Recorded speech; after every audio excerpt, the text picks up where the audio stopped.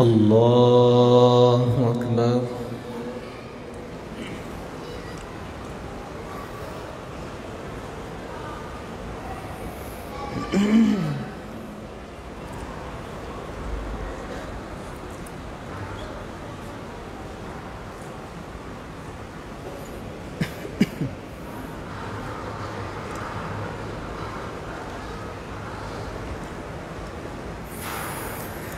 الحمد لله رب العالمين الرحمن الرحيم مالك يوم الدين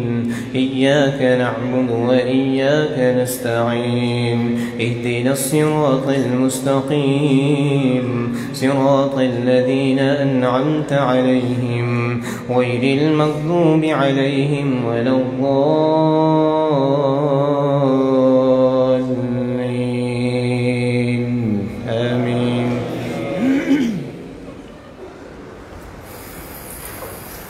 وإذ قلنا للملائكة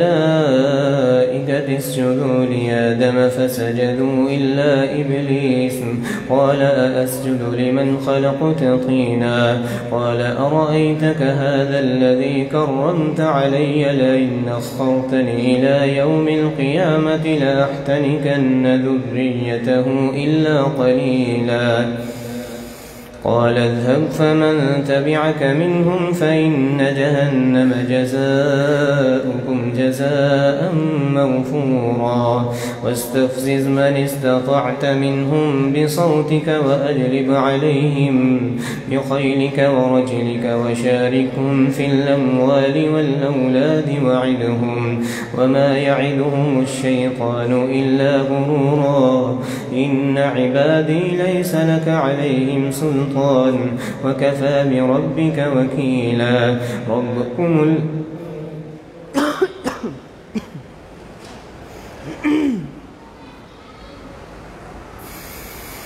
ربكم الذي يزجي لكم الفلك في البحر لتبتغوا من فضله إنه كان بكم رحيما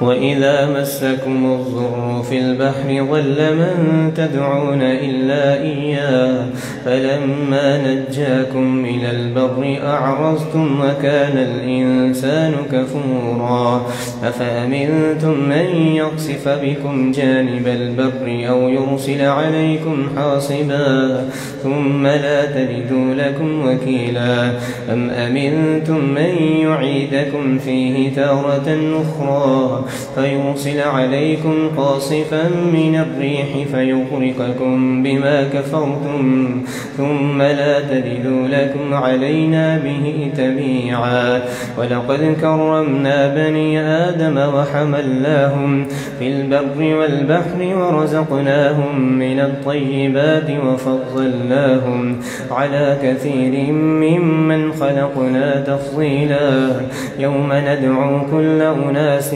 بإمامهم فمن أوتي كتابه بيمينه فأولئك يقرؤون كتابهم ولا يظلمون فتيلا ومن كان في هذه أعمى فهو في الآخرة أعمى وأضل سبيلا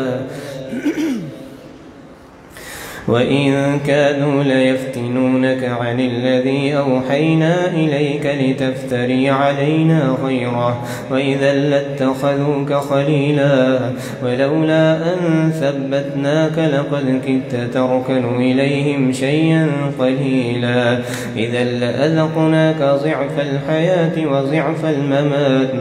ثم لا تجد لك علينا نصيرا وإن كادوا ليستفزونك لك من الأرض ليخرجوك منها وإذا لا يلبثون خلافك إلا قليلا سنة من قد أرسلنا قبلك من رسلنا ولا تجد لسنتنا تحويلا أقم الصلاة لدلوك الشمس إلى غسق الليل وقرآن الفجر إن قرآن الفجر كان مشهودا ومن الليل فتهجد به نافلة لك عسى أن يبعثك ربك مقاما محمودا وقل رب ادخلني مدخل صدق وأخرجني مخرج صدق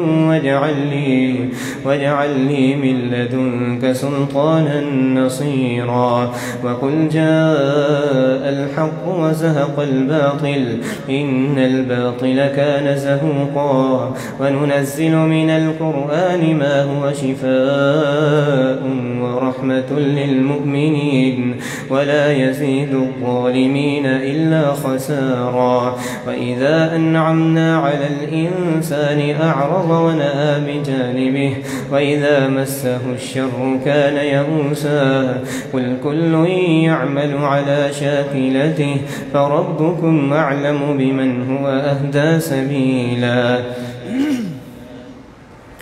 ويسألونك عن الروح قل الروح من أمر ربي وما أوتيتم من العلم إلا قليلا ولئن شئنا لنذهبن بالذي أوحينا إليك لتفتري علينا غيره وإذا لاتخذوك خليلا ولولا أن ثبتناك لقد كدت تركن إليهم شيئا قليلا إذا لأذقناك ضعف الحياة وضعف الممات ويسألونك عن الروح قل الروح من أمر ربي وما أوتيتم إلا قليلا ولئن شئنا لنذهبن بالذي أوحينا إليك ثم لا تجد لك به علينا وكيلا إلا رحمة من ربك إن فضله كان عليك كبيرا قل لئن اجتمعت الإنس والجن على أن يأتوا بمثل هذا القرآن ولقد صرفنا للناس في هذا القرآن من كل مثل فأبى أكثر الناس إلا كفورا وقالوا لن نؤمن لك حتى تفجر لنا من الأرض ينبوعا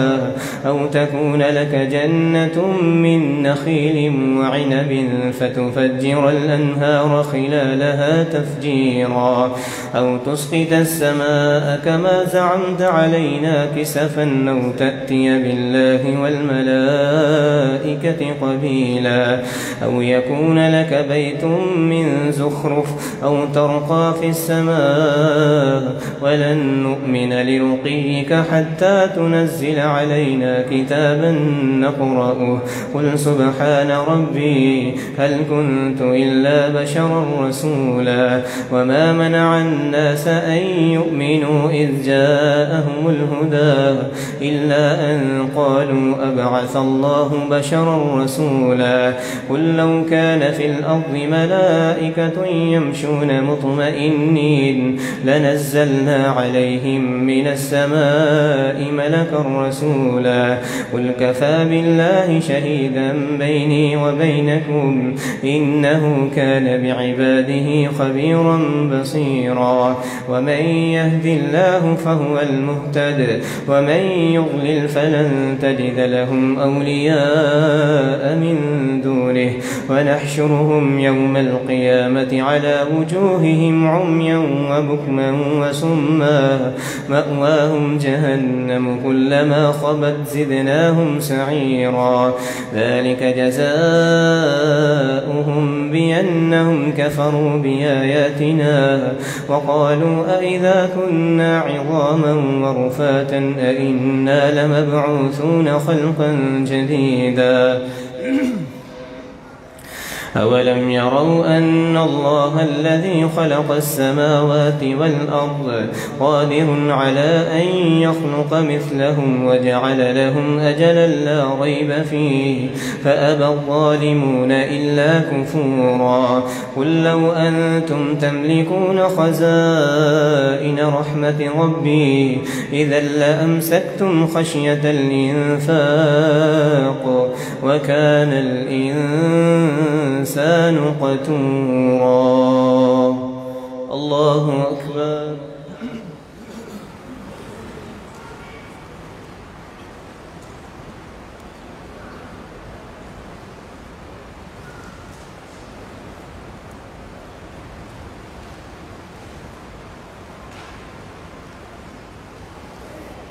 سمع الله لمن حمده.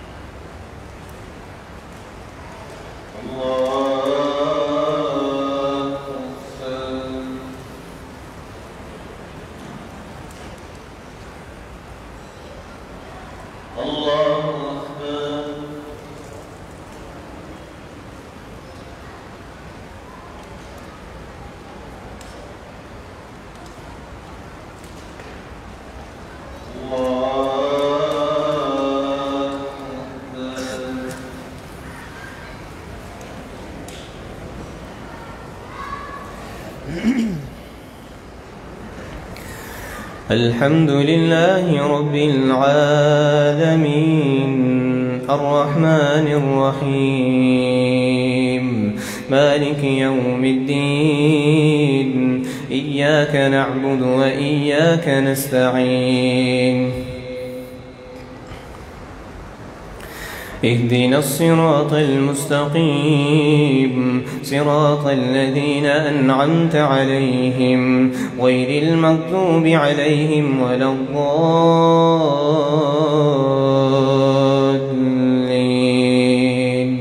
آمين. ويسألونك عن الروح قل الروح من أمر ربي وما أوتيتم من العلم إلا قليلا ولئن شئنا لنذهبن بالذي أوحينا إليك ثم لا تجد لك به علينا وكيلا إلا رحمة من ربك إن فضله كان عليك كبيرا قل لئن اجتمعت الإنس والجن على أن يأتوا بمثل هذا القرآن لا يأتون بمثله ولو كان بعضهم لبعض ظهيرا. ولقد آتينا موسى 9 آيات بينات فاسأل بني إسرائيل إذ جاءه فقال له فرعون إني لأظنك يا موسى مسحورا قال لقد علمت ما أنزل هؤلاء إلا رب السماوات والأرض بصائر وإني لأظنك يا فرعون مثبورا فأراد أن يستفزهم من الأرض فأغرقناه ومن معه جميعا وقلنا من بعده لبني إسرائيل اسكنوا الأرض فإذا جاء وعد الآخرة جئنا بكم لفيفا وبالحق أنزلناه وبالحق نزل وما أرسلناك إلا مبشرا ونذيرا وقرآنا فرقناه لتقرأه على الناس على مكث ونزلناه تنزيلا قل آمنوا به أو لا تؤمنوا إن الذين أوتوا العلم من قبله إذا يتلى عليهم يخرون للأذقان سجدا ويقولون سبحان ربنا إن كان وعد ربنا لمفعولا ويخرون للأذقان يبكون ويزيدهم خشوعا. الله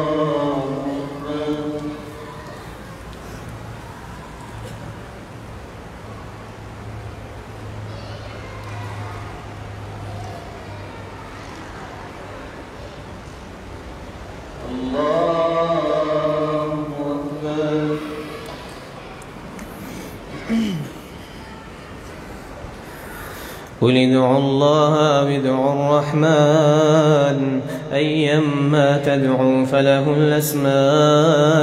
الحسنى ولا تجهر بصلاتك ولا تخافت بها وابتغ بين ذلك سبيلا وقل الحمد لله الذي لم يتخذ ولدا ولم يكن له شريك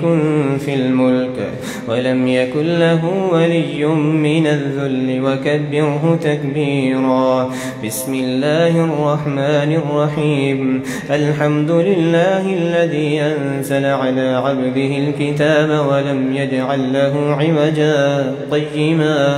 قيما لينذر بأسا شديدا من لدنه ويبشر المؤمنين الذين يعملون الصالحات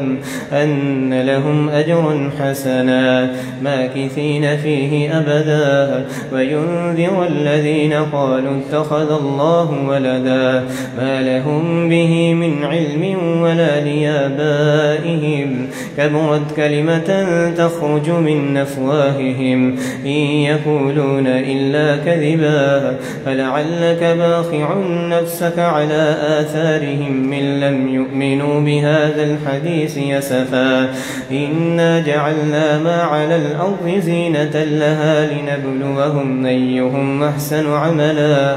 وإنا لجاعلون ما عليها صعيدا جرزا أم حسبت أن أصحاب الكهف والرقيم كانوا من آياتنا عجبا إذ أوى الفتية إلى الكهف فقالوا ربنا آتنا من لدنك رحمة وهيئ لنا من أمرنا رشدا فضربنا على آذانهم في الكهف سنين عددا ثم بعثناهم لنعلم أي الحزبين أحصى لما لبثوا ومدى نحن نقص عليك نبأهم بالحق إنهم فتية آمنوا بربهم وزدناهم هدى وربطنا على قلوبهم إذ قاموا فقالوا رب السماوات والأرض لن ندعو من دونه إلها لقد قلنا إذا شططا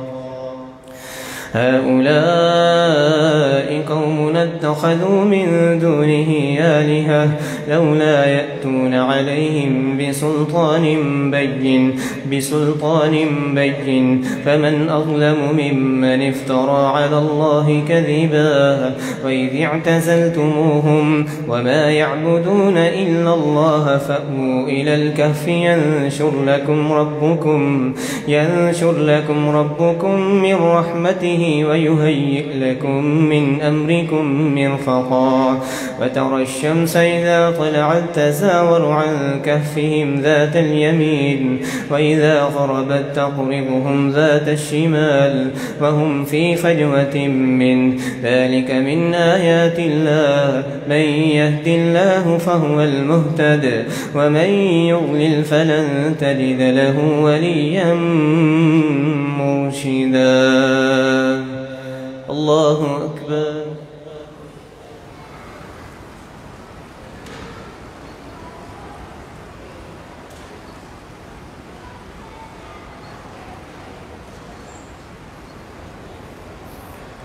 سمع الله لمن حمده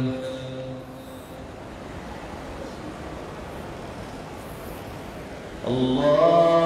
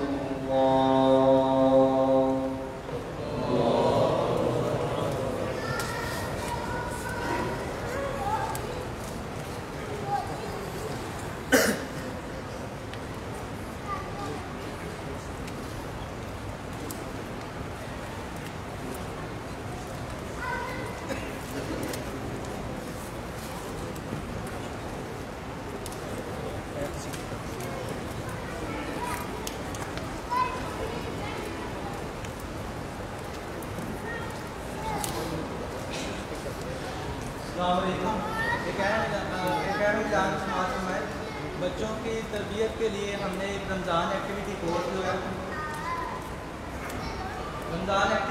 जो है इसी मस्जिद के अंदर पीछे छोटी मस्जिद है उसके अंदर शुरू किया है। तो इंशाल्लाह इसके अंदर जो है बच्चे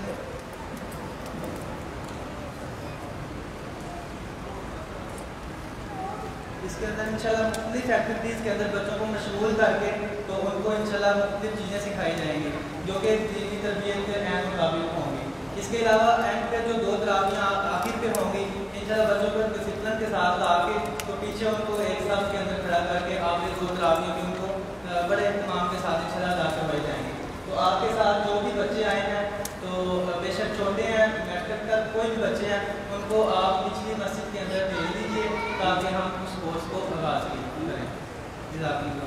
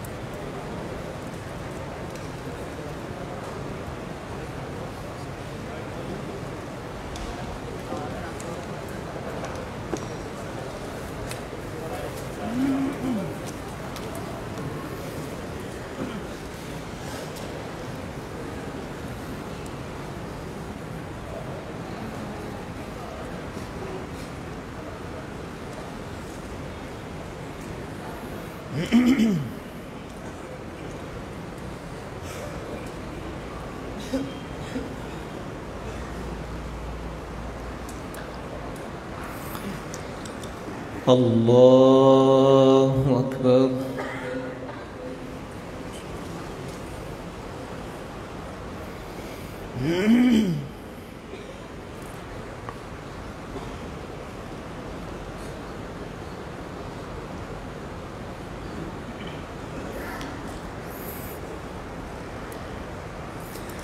الحمد لله رب العالمين الرحمن الرحيم مالك يوم الدين إياك نعبد وإياك نستعين اهدنا الصراط المستقيم صراط الذين أنعمت عليهم غير المغضوب عليهم ولا الضالين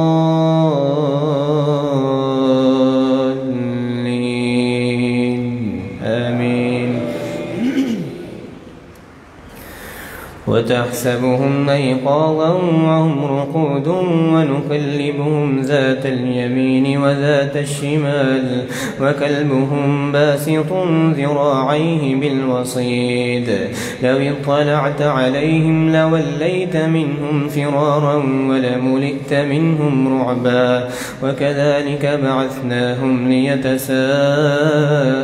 بينهم قال قائل منهم كم لبثتم قالوا لبثنا يوما أو بعض يوم قالوا ربكم أعلم بما لبثتم فابعثوا أحدكم بورقكم هذه إلى المدينة فلينظر أيها أزكى طعاما فليأتكم برزق منه وليتلطف ولا يشعرن بكم أحدا إنهم إن يظهروا عليكم يرجموكم أو يعيدوكم في ملتهم ولن تفلحوا إذا أبدا وكذلك أعثرنا عليهم ليعلموا أن وعد الله حق وأن الساعة لا ريب فيها إذ يتنازعون بينهم أمرهم فقالوا ابنوا عليهم بنيانا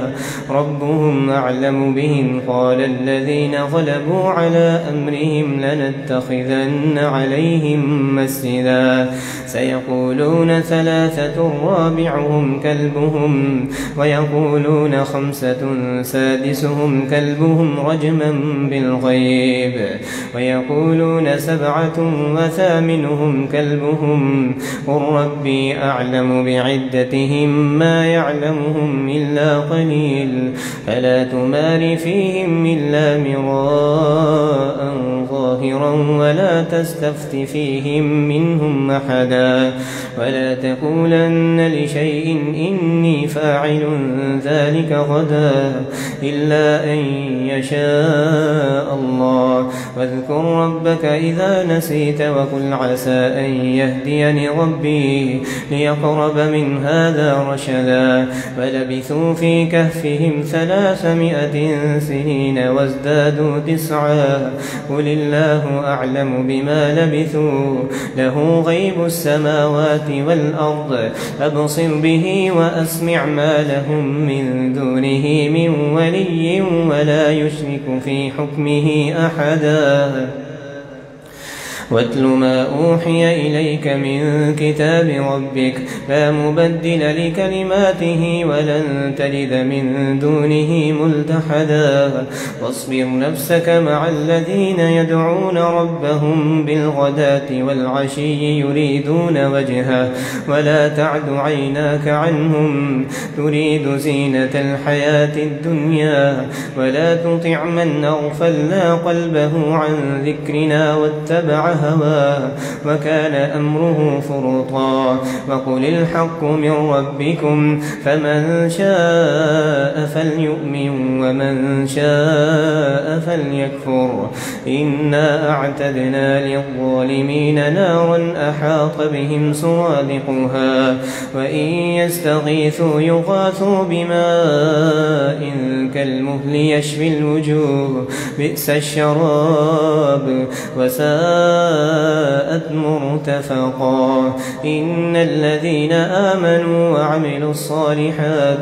إنا لا نضيع أجر من أحسن عملا أولئك لهم جنات عدن تجري من تحتهم الأنهار يحلون فيها من أساور من ذهب ويلبسون ثيابا خضرا من سندس واستبرق متكئين فيها فيها على الأرائك نعم الثواب وحسنت مرتفقا. واضرب لهم مثلا رجلين جعلنا لأحدهما جنتين من أعناب وحففناهما بنخل وجعلنا بينهما زرعا كلتا الجنتين آتت أكلها ولم تظلم منه شيئا وفجرنا خلالهما نهرا وكان له ثمر فقال لصاحبه وهو يحاوره أنا أكثر منك مالا وأعز نفرا ودخله جنة وهو ظالم لنفسه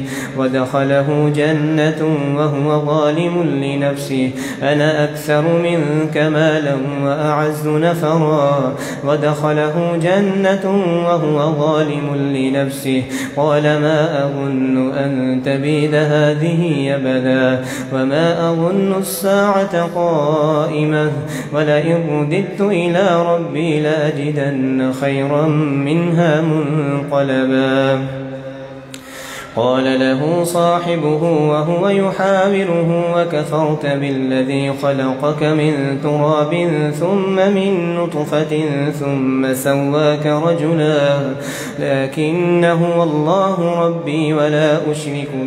ولا أشرك به أحدا ولا تقولن لشيء إلا فاعل ذلك غدا وكذلك أعثرنا عليهم أكفرت بالذي خلقك من تراب ثم من نطفة ثم سواك رجلا لكن هو الله ربي ولا أشرك بربي أحدا ولولا إذ دخلت جنتك قلت ما شاء الله لا قوة إلا بالله إن ترني أنا أقل منك مالا وولدا فعسى ربي أن يؤتيني خيرا من جنتك ويرسل عليها حسبانا من السماء فتصبح صعيدا زلقا أو يصبح ماؤها غورا فلن تستطيع له طلبا وأحيط بثمره فأصبح يقلب كفيه على ما أنفق فيها وهي خاوية على عروشها ويقول يا ليتني لم أشرك بربي أحدا. الله أكبر.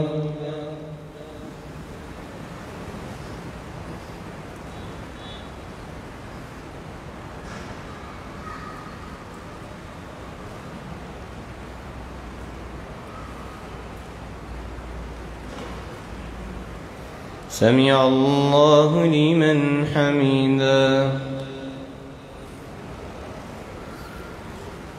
الله أكبر.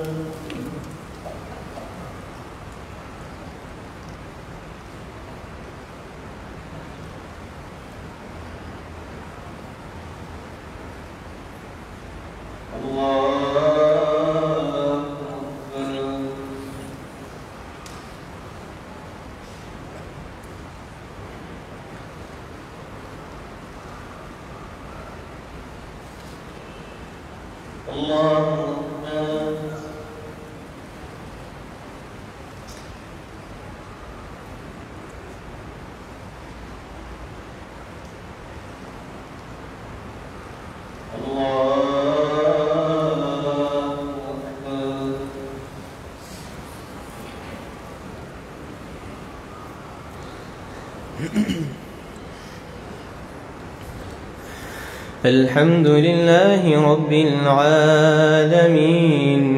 الرحمن الرحيم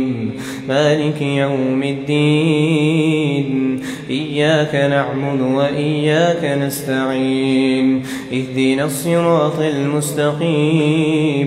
صراط الذين أنعمت عليهم غير المغضوب عليهم ولا الضالين.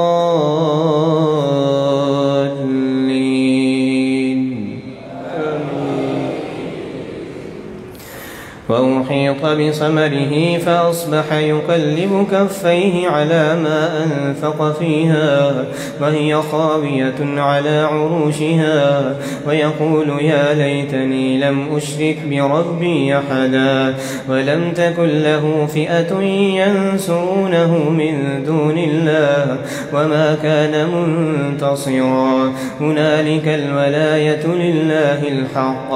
هو خير ثوابا وخير عقبا واضرب لهم مثل الحياة الدنيا كماء إن أنزلناه من السماء فاختلط به نبات الأرض فأصبح هشيما تذروح الرياح وكان الله على كل شيء مقتدرا المال والبنون زينة الحياة الدنيا والباقيات الصالحات خير عند ربك ثوابا وخير نملا ويوم نسير الجبال وترى الأرض بارزة وحشرناهم فلم نغادر منهم أحدا وعرضوا على ربك صفا لقد جئتمونا كما خلقناكم أول مرة بل زعمتم أن لن نجعل لكم موعدا ووضع الكتاب فترى المجرمين مشفقين مما فيه ويقولون يا ويلتنا ما لهذا الكتاب لا يغادر صغيرة ولا كبيرة إلا أحساها ووجدوا ما عملوا حاضرا ولا يظلم ربك أحدا وإذ قلنا للملائكة اسجدوا لآدم فسجدوا إلا إبليس كان من الجن ففسق عن أمر ربه أفتتخذونه وذريته أولياء من دوني وهم لكم عدو بئس للظالمين بدلا ما أشهدتهم خلق السماوات والأرض ولا خلق أنفسهم وما كنت متخذ المضلين عضدا ويوم يقول نادوا شركائي الذين زعمتم فدعوهم فلم يستجيبوا لهم وجعلنا بينهم موبقا ورأى المجرمون النار فظنوا أنهم مواقعوها ولم يجدوا عنها مصرفا الله أكبر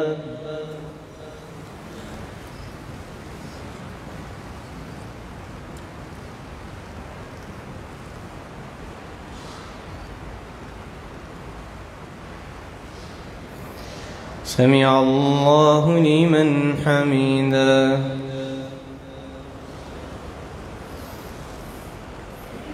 الله أكبر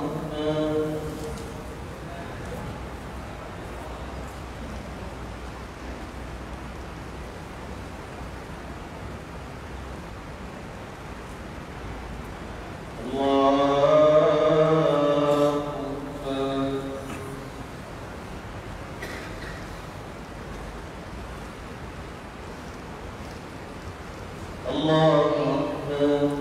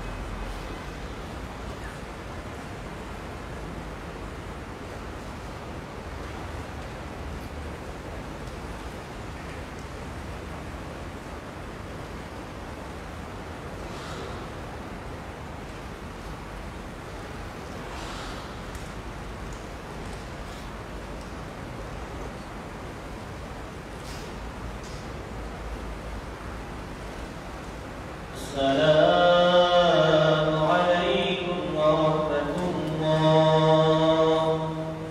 السلام عليكم ورحمة الله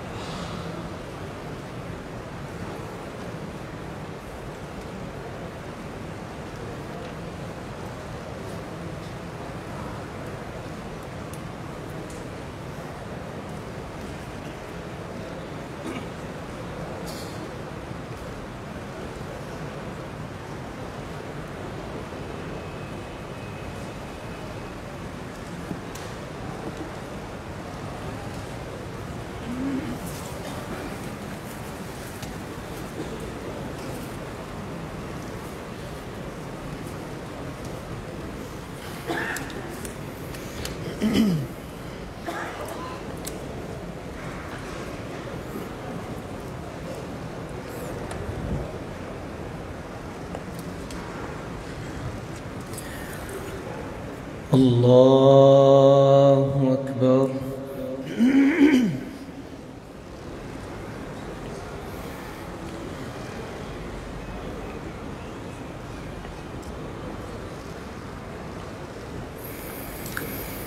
الحمد لله رب العالمين الرحمن الرحيم مالك يوم الدين إياك نعبد وإياك نستعين اهدنا الصراط المستقيم صراط الذين أنعمت عليهم غير المغضوب عليهم ولا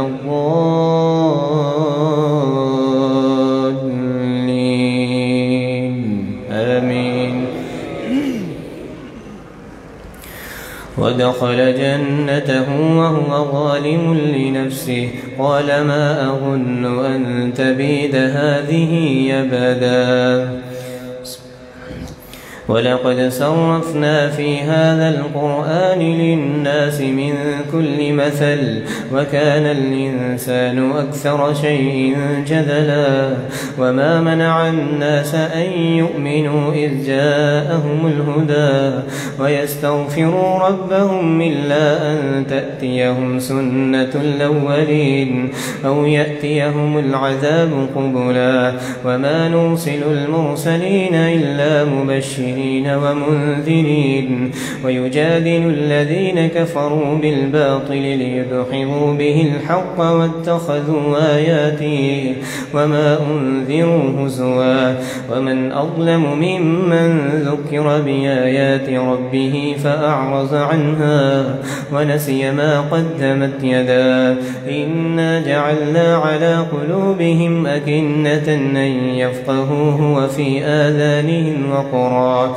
وإن تدعهم إلى الهدى فلن يهتدوا إذا أبدا وربك الغفور ذو الرحمة لو يؤاخذهم بما كسبوا لعجل لهم العذاب بل لهم موعد لن يجدوا من دونه موئلا وتلك القرى أهلكناهم لما ظلموا وجعلنا لمهلكهم موعدا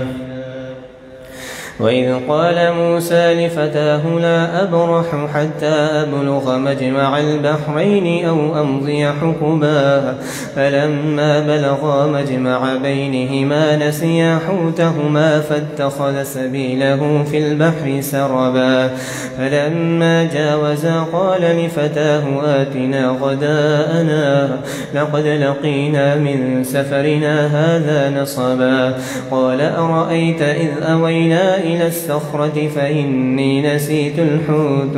وما أنسانيه إلا الشيطان أن أذكره واتخذ سبيله في البحر عجبا قال ذلك ما كنا نبغي فارتدا على آثارهما قصصا فوجدا عبدا من عبادنا آتيناه رحمة من عندنا وعلمناه من لدنا علما قال له موسى هل أتبعك على أن تعلمني مما علمت رشدا قال إنك لن تستطيع معي صبرا وكيف تصبر على ما لم تحط به خبرا قال ستجدني إن شاء الله صابرا ولا أعصي لك أمرا قال فإن اتبعتني فلا تسألني عن شيء حتى أحدث لك منه ذكرا فانطلقا حتى إذا ركبا في السفينة خرقها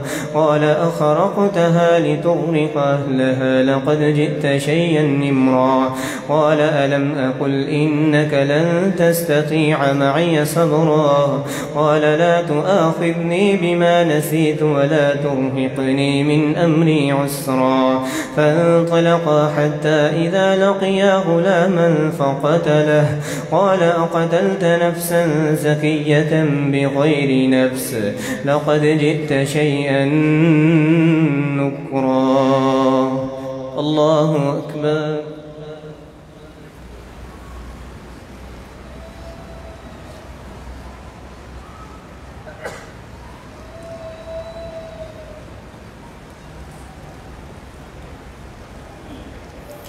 سمع الله لمن حمدا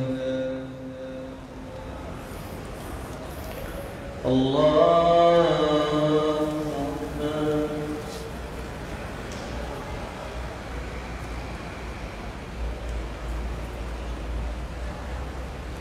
الله أكبر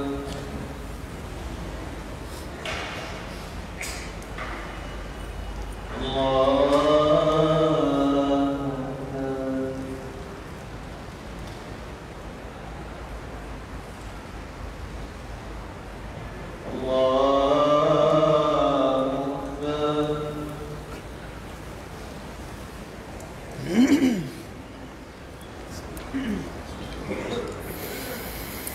الحمد لله رب العالمين الرحمن الرحيم مالك يوم الدين إياك نعبد وإياك نستعين اهدنا الصراط المستقيم صراط الذين أنعمت عليهم غير المغضوب عليهم ولا الضالين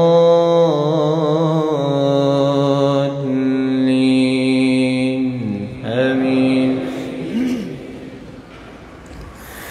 قال ألم أقل لك إنك لن تستطيع معي صبرا قال إن سألتك عن شيء بعدها فلا تصاحبني قد بلغت من لدني عذرا فانطلقا حتى إذا أتيا أهل قرية استطعما أهلها فأبوا أن يضيفوهما فوجدا فيها جدارا يريد أن ينقض فأقامه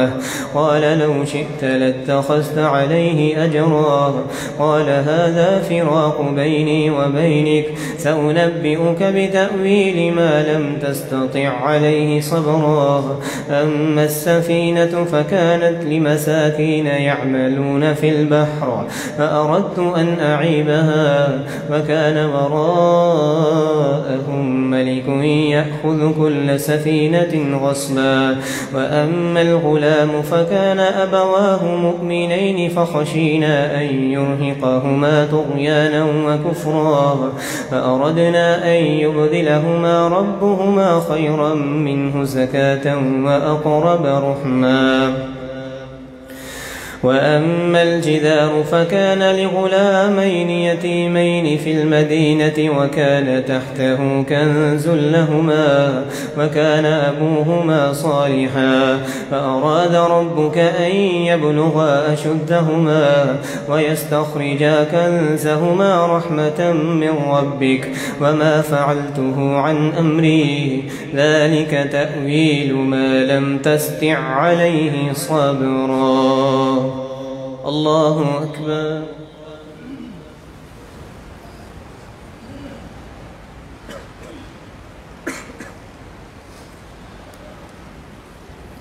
سمع الله لمن حمده الله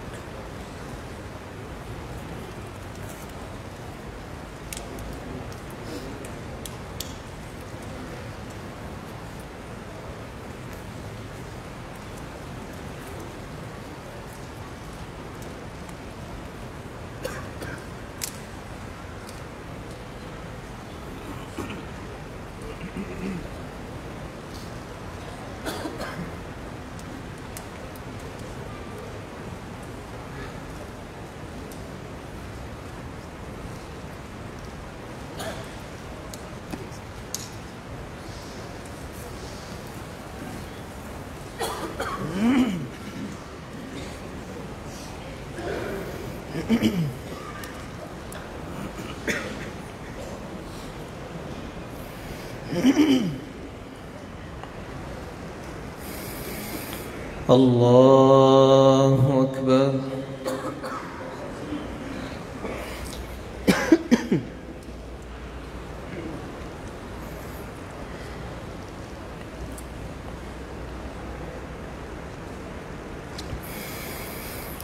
الحمد لله رب العالمين الرحمن الرحيم مالك يوم الدين إياك نعبد وإياك نستعين اهدنا الصراط المستقيم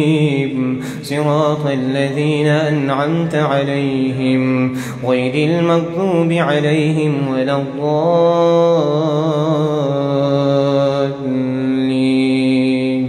آمين. ويسألونك عن ذي القرنين قل سأتلو عليكم منه ذكرا إنا مكنا له في الأرض وآتيناه من كل شيء سببا فأتبع سببا حتى إذا بلغ مغرب الشمس وجدها تغرب في عين حمية ووجد عندها قوما قل لا يا ذا القرنين إما أن تعذب وإما أن تتخذ فيهم حسنا قال أما من ظلم فسوف نعذبه ثم يرد إلى ربه فيعذبه عذابا نكرا وأما من آمن وعمل صالحا فله جزاء الحسنى وسنقول له من أمرنا حتى إذا بلغ مغرب الشمس وجدها تغرب في عين حمية ووجد عندها قوما قل لا يا ذا القرنين إما أن تعذب وإما أن تتخذ فيهم حسنا قال أما من ظلم فسوف نعذبه ثم يرد إلى ربه فيعذبه عذابا نكرا وأما من آمن وعمل صالحا فله جزاء الحسنى وسنقول له من أمرنا يسرا ثم أتبع سببا حتى إذا بلغ مطلع الشمس وجدها تطلع على قوم لم نجعل لهم من دونها سترا كذلك وقد أحطنا بما لديه خبرا ثم أتبع سببا حتى إذا بلغ بين السدين وجد من دونهما قوما لا يكادون يفقهون قولا قالوا يا ذا القرنين إن يأجوج ومأجوج مفسدون في الأرض فهل نجعل لك خرجا على أن تجعل بيننا وبينهم سدا قال ما مكني فيه ربي خير فأعينوني بقوة نجعل بينكم وبينهم ردما آتوني زبر الحديد حتى إذا ساوى بين الصدفين قال انفخوا حتى إذا جعله نارا قال آتوني أفرغ عليه قطرا فما استطاعوا أن يظهروه وما استطاعوا له نقبا قال هذا رحمة من ربي فإذا جاء وعد ربي جعله دكا وكان وعد ربي حقا وتركنا بعضهم يومئذ يموج في بعض ونفخ في الصور فجمعناهم جمعا وعرضنا جهنم يومئذ للكافرين عرضا الذين كانت أعينهم في غطاء عن ذكري وكانوا لا يستطيعون سمعا أفحسب الذين كفروا أن يتخذوا عبادي من دوني أولياء إنا أعتدنا جهنم للكافرين نزلا قل هل ننبئكم بالأخسرين أعمالا الذين ضل سعيهم في الحياة الدنيا وهم يحسبون أنهم يحسنون صنعا أولئك الذين كفروا بآيات ربهم ولقائه فحبطت أعمالهم فلا نقيم لهم يوم القيامة وزنا ذلك جزاؤهم جهنم بما كفروا واتخذوا آياتي ورسلي هزوا الله أكبر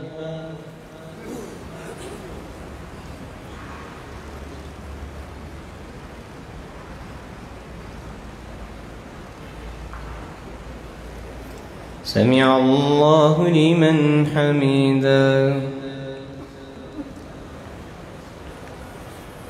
الله أكبر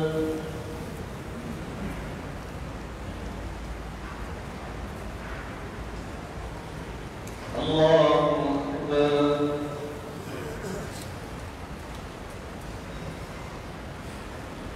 الله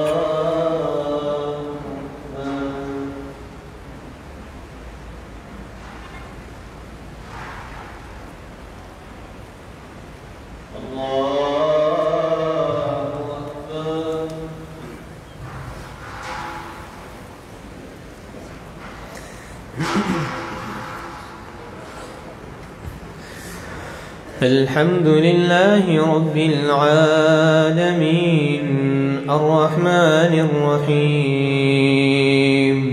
مالك يوم الدين إياك نعبد وإياك نستعين اهدنا الصراط المستقيم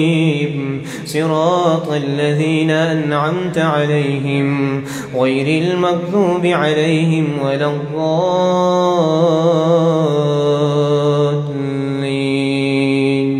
آمين إن الذين آمنوا وعملوا الصالحات كانت لهم جنات الفردوس نزلا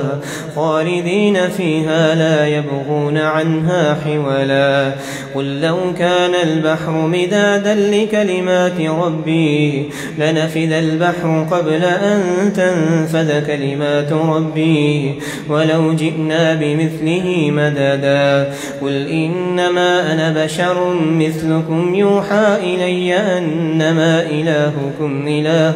واحد فمن كان يرجو لقاء ربه فليعمل عملا صالحا ولا يشرك بعبادة ربه أحدا الله أكبر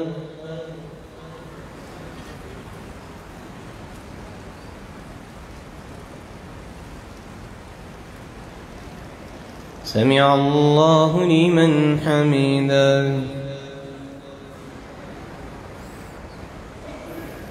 الله أكبر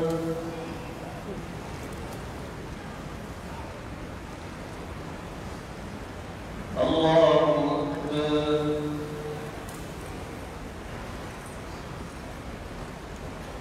الله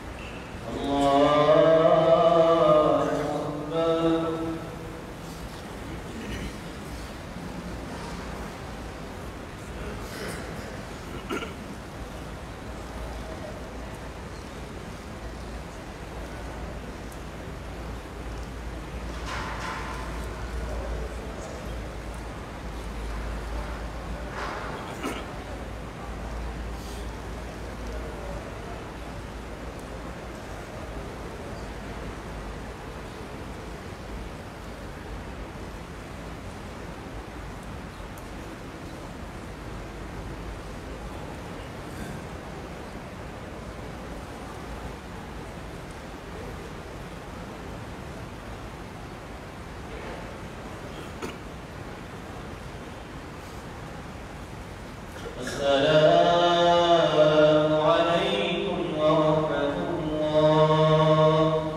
السلام عليكم ورحمة الله.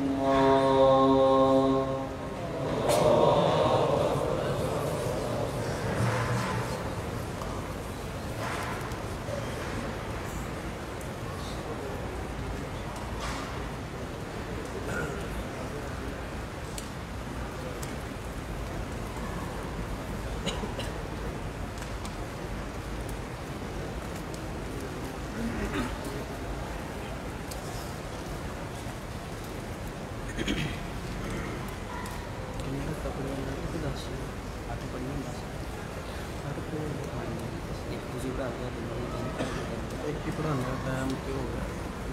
पढ़ाया जा रहा है, हाफ पूरी हुई है।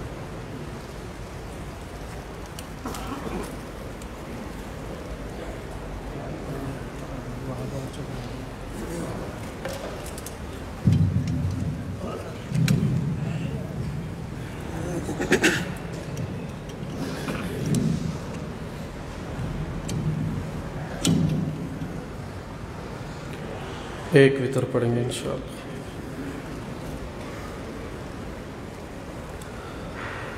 अल्लाहु अकबर।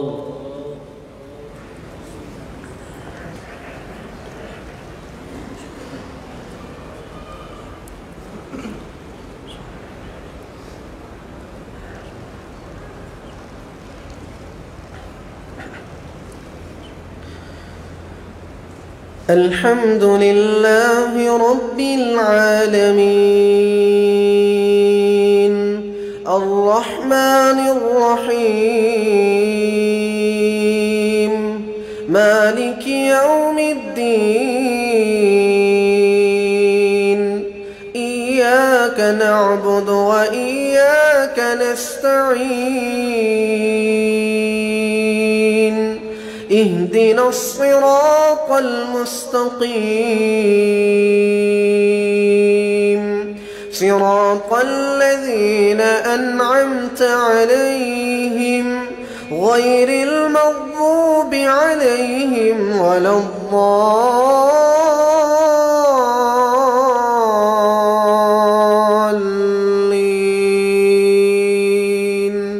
آمين. قل هو الله أحد الله الصمد لم يلد ولم يولد ولم يكن له كفوا أحد. الله أكبر.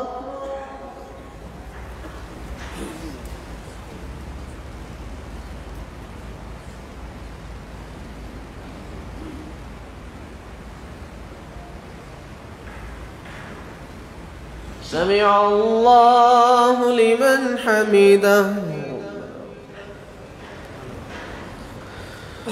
اللهم اهدنا فيمن هديت وعافنا فيمن عافيت وتولنا فيمن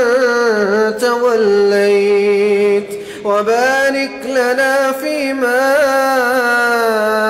أعطيت وقنا شر ما قضيت فإنك تقضي ولا يقضى عليك إنه لا يذل من واليت ولا يعز من عاديت تباركت ربنا وتعاليت. يا رب لك الحمد كما ينبغي لجلال وجهك وعظيم سلطانك. اللهم إنك عفو كريم تحب العفو فاعف عنا. اللهم اقسم لنا من خشيتك ما تحول به بيننا وبين معاصيك ومن طاعتك ما تبلغنا به جنتك ومن اليقين ما تهون به مصائب الدنيا ومتعنا اللهم بأسماعنا وأبصارنا وقواتنا أبدا ما أحييتنا. اللهم اجعله الوارث منا واجعل ثأرنا على من ظلمنا وانصرنا على من عادانا. اللهم لا تجعل مصيبتنا في ديننا ولا تجعل الدنيا أكبر همنا ولا مبلغ علمنا ولا إلى النار مصيرنا واجعل الجنة هي دارنا ولا تسلط علينا بذنوبنا من لا يخافك فينا ولا يرحمنا. اللهم اغفر لنا ولجميع المؤمنين والمؤمنات والمسلمين والمسلمات. اللهم ألف بين قلوبنا وأصلح ذات بيننا وانصرنا على عدوك وعدونا. اللهم انصر المجاهدين في كشمير وفي فلسطين وفي كل مكان. اللهم انصر المستضعفين في كل مكان. اللهم أعز الإسلام والمسلمين وأذل الكفر والكافرين ودمر أعداءك أعداء الدين واحم حومة الجهاد يا رب المجاهدين. اللهم أنت ربنا، اللهم لك الحمد ولك الشكر. أنت هديتنا الإسلام وأنت هديتنا الإيمان. اللهم أنت ربنا ونحن عبادك. اللهم أنت الغني ونحن الفقراء وأنت القوي ونحن الضعفاء ونحن الضعفاء ونحن الضعفاء نشكو إليك ضعف قوتنا وقلة حيلتنا وهواننا على الناس. اللهم لا تدع لنا ذنبا إلا غفرته ولا هما إلا فرجته ولا دينا إلا قضيته ولا مبتلا إلا عافيته ولا ضالا إلا هديته ولا مريضا إلا شفيته ولا دينا إلا قضيته ولا شهيدا إلا تقبلته ولا عدوا إلا هزلته ولا مجاهدا إلا نصرته. اللهم أنت ربنا يا أرحم الراحمين. ارحم على أحوالنا ولا تنظر إلى سوء أعمالنا. اللهم اغفر لنا ذنوبنا كلها دقها وجلها أولها وآخرها وعلانيتها وسرها. اللهم رب ارحمهما رب ارحمهما رب ارحمهما كما ربياني صغيرا. اللهم تقبل صلاتنا وصيامنا وقيامنا وركوعنا وسجودنا. اللهم تقبل أموالنا وأولادنا وساعتنا. اللهم تقبل جهدنا وجهادنا. اللهم تقبل تلاوة القرآن في شهر رمضان. اللهم حرم وجوهنا على النار. اللهم اعتق رقابنا من النار في شهر رمضان. اللهم إنا نسألك الجنة الفردوس ونعوذ بك من عذاب القبر وعذاب النار. وصلى الله على النبي الكريم والحمد لله رب العالمين.